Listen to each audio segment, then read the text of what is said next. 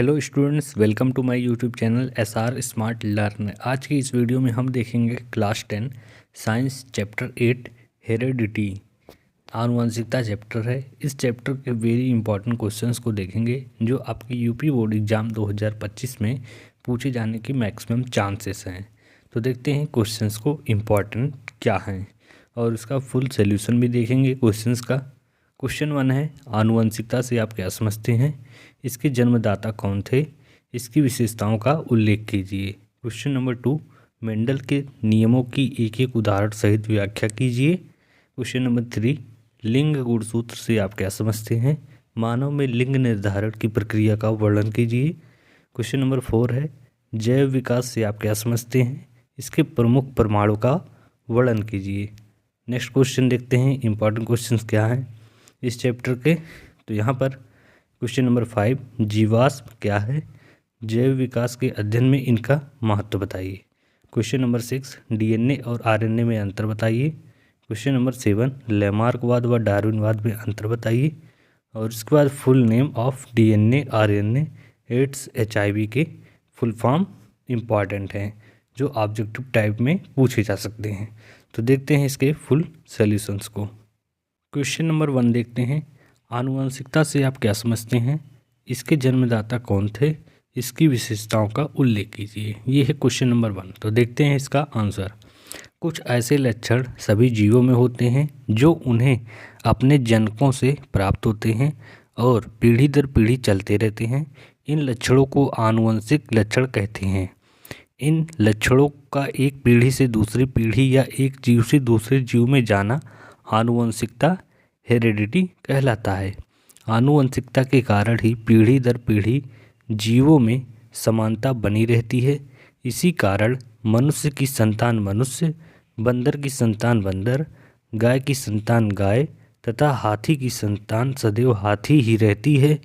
विज्ञान की वह शाखा को जिसमें आनुवंशिक लक्षणों के माता पिता से संतान में आने की रीतियों का अध्ययन करते हैं, आनुवंशिकी कहते हैं। इसकी खोज ग्रेगर जॉन मेंडल ने सन 1866 में की। ये है क्वेश्चन नंबर 1 का आंसर। देखते हैं क्वेश्चन नंबर 2 दिया गया है, मेंडल के नियमों की एक एक उदाहरण सहित व्याख्या कीजिए। तो देखते हैं इसका full solution. Gregor John Mendel ने मटर के पौधों पर प्रयोग करके आनुवंशिकता के 3 मुख्य नियम प्रतिपादित किए जिन्हें मेंडल के नियम कहा जाता है। पहला वह प्रभाविता का नियम, लॉ ऑफ डोमिनेंस जिसे कहा जाता है। जब दो विपरीत लक्षणों वाले शुद्ध पौधों का संकरण किया जाता है तो प्रथम पीढ़ी F1 में केवल एक लक्षण प्रकट होता है जिसे प्रभावी कहते हैं, जबकि दूसरा लक्षण अप्रभावी होता है और छिपा रहता है। उदाहरण, मेंडल ने शुद्ध लंबे, इसको कैपिटल TT, और शुद्ध बौने, स्मॉल TT, मटर के पौधों का संकरण किया। F1 पीढ़ी में सभी पौधे लंबे, कैपिटल T और स्मॉल T थे, जिससे पता चलता है कि लंबाई का लक्षण प्रभावी है जबकि बौनापन अप्रभावी है। इसका उदाहरण देखते हैं फिगर के रूप में।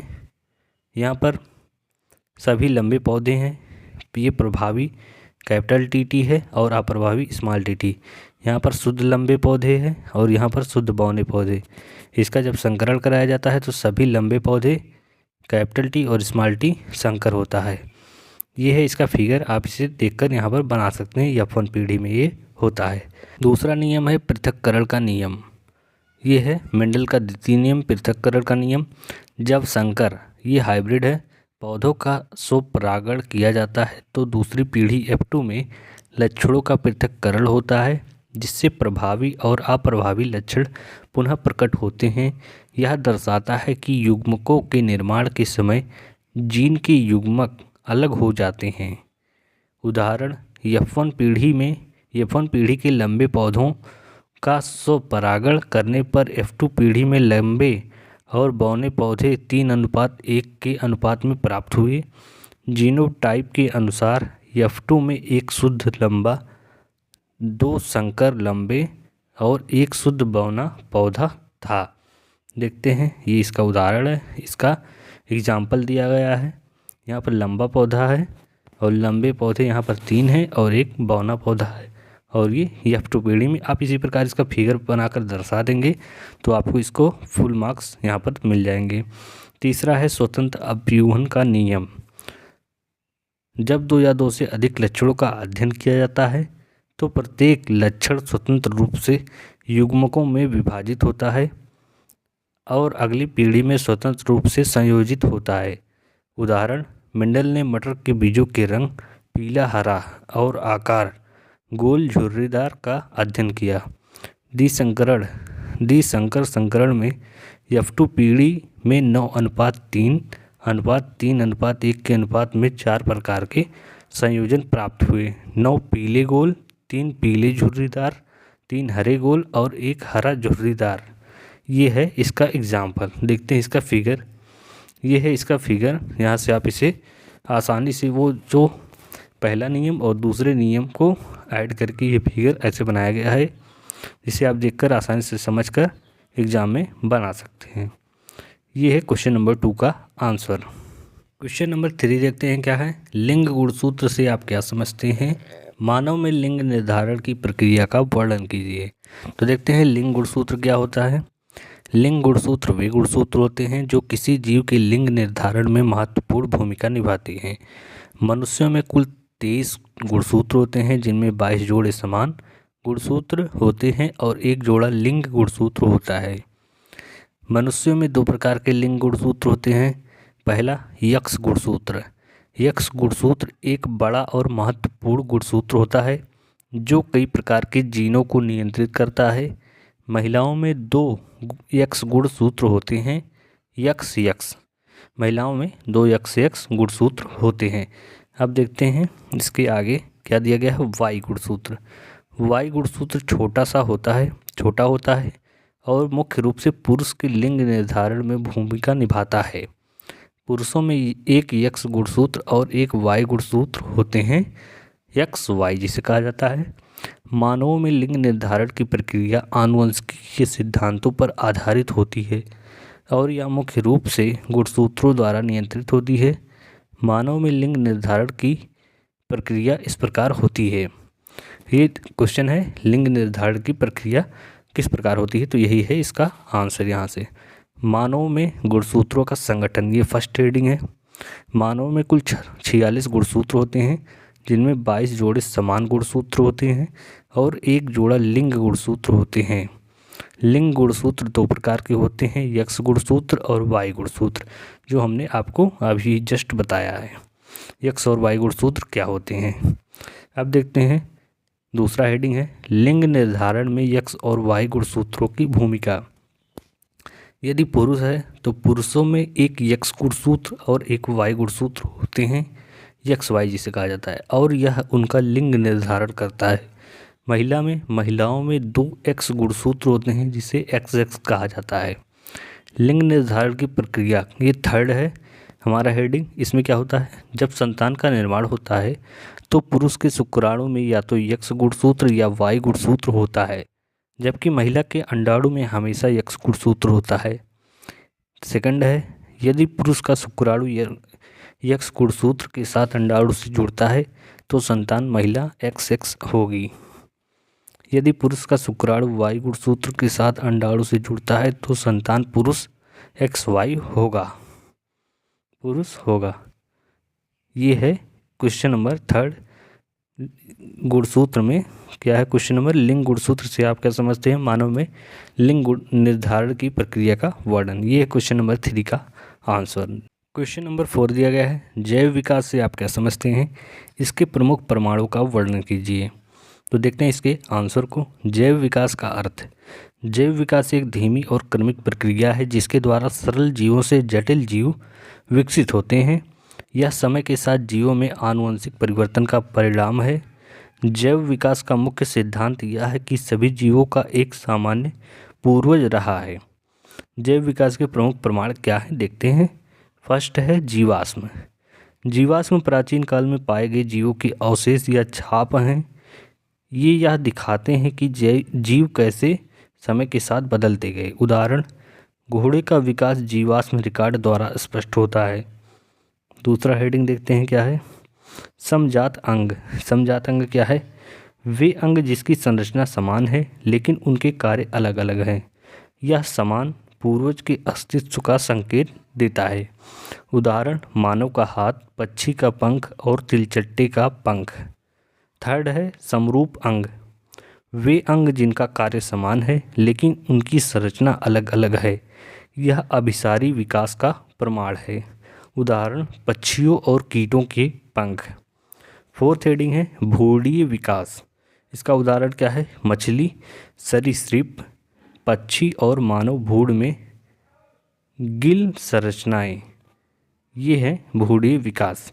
फिफ्थ नंबर है हेडिंग डीएनए और आनुवंशिकता। विभिन्न जीवों में डीएनए अनुक्रमों की समानता यह दिखाती है कि सभी जीव समान पूर्व से विकसित हुए हैं। ये है क्वेश्चन नंबर 4 का आंसर। क्वेश्चन नंबर 5 दिया गया है जीवाश्म क्या है? जैव विकास के अध्ययन में इनका महत्व बताइए। तो देखते हैं इसके आंसर को।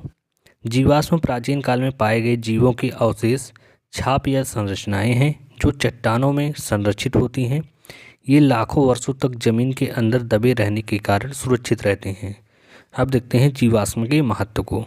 फर्स्ट है विकास का प्रमाण। जीवाश्म यह दिखाते हैं कि जीव समय के साथ कैसे विकसित हुए। उदाहरण के तौर पर डायनासोर के जीवाश्म से उसके अस्तित्व और विलुप्ति के बारे में जानकारी मिलती है। दूसरा है विभिन्न युगों की जानकारी। जीवाश्म यह बताते हैं कि विभिन्न काल में कौन कौन से जीव अस्तित्व में थे। थर्ड हेडिंग देखते हैं क्या है। थर्ड है क्रमिक परिवर्तन। क्रमिक परिवर्तन में क्या है? जीवाश्म यह सिद्ध करते हैं कि कैसे सरल जीव धीरे धीरे जटिल जीवों में बदल गए।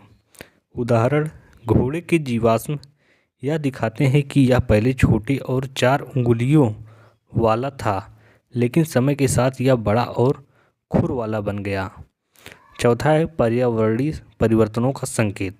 जीवाश्म यह दिखाते हैं कि अतीत में पर्यावरण कैसा था और इसमें कैसे बदलाव हुए। फिफ्थ नंबर है लुप्त जीवों का अध्ययन।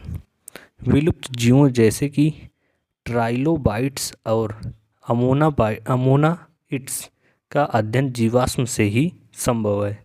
ये है क्वेश्चन नंबर 5 का right answer. Question number 6 important question है। 6 और 7 दोनों ही इंपॉर्टेंट है, जो एग्ज़ाम में मैक्सिमम चांस है कि कोई ना कोई ज़रूर आएगा 6 या 7 में से। तो देखते हैं 6 क्वेश्चन। डीएनए व आरएनए में अंतर बताइए। ये है क्वेश्चन नंबर 6। तो देखते हैं पहले डीएनए क्या है।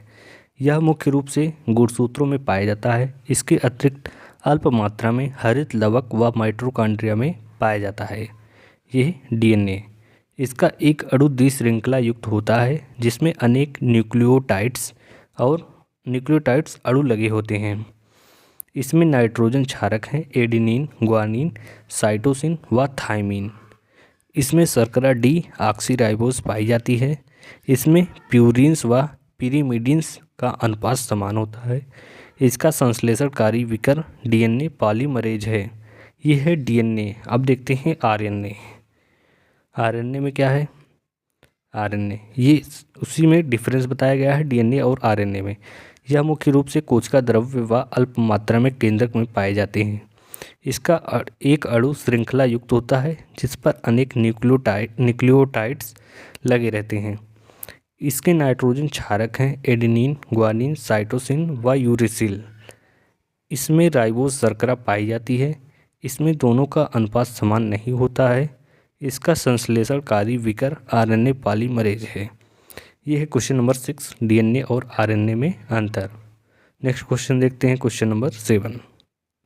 लैमार्कवाद व डार्विनवाद में अंतर बताइए। तो देखते हैं सबसे पहले लैमार्कवाद को। लैमार्क के अनुसार जिराफ के पूर्वजों की गर्दन सामान्य लंबाई की थी।